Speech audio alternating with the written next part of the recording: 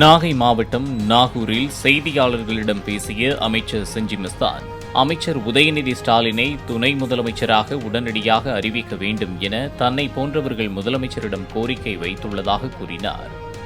கழக தலைவர், தமிழக முதலமைச்சர் கவனத்திற்கு எங்களை போன்ற அமைச்சர்கள் கழகத்தில் இருக்கிறவங்கெல்லாம் எங்களுடைய அபிப்பிராயத்தை சின்னவரை துணை முதல்வராக ஆக்குங்கள் உடனடியாக அப்படின்னு நாங்கள்லாம் கோரிக்கை வச்சு இருக்கிறோம்.